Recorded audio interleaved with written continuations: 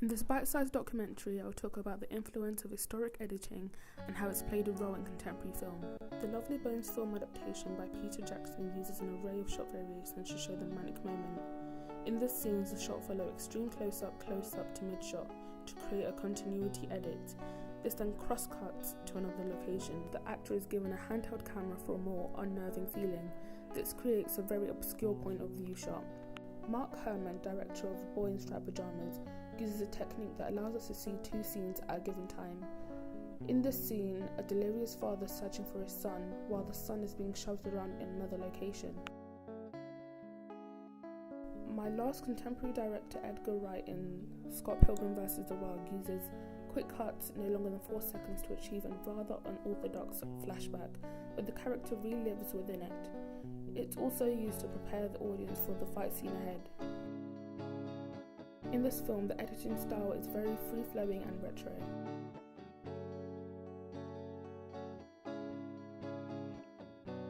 The first of my historical directors, Robert Montgomery, was one of the first in his era to use the point of view shot.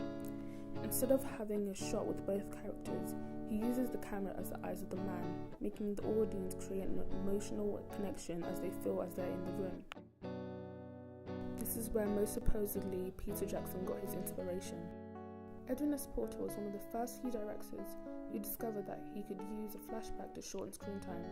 By using a flashback, it means that you can jump in time and location without prolonging screen time.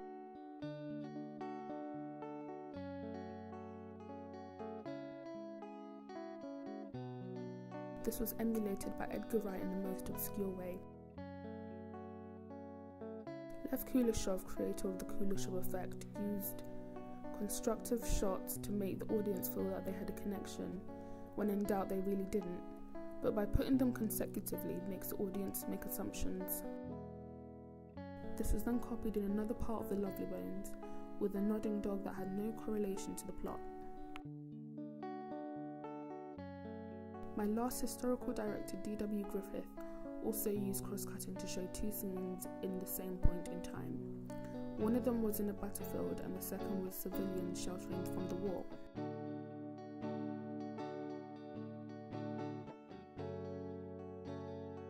This technique was then used by Mark Herman for the same effect.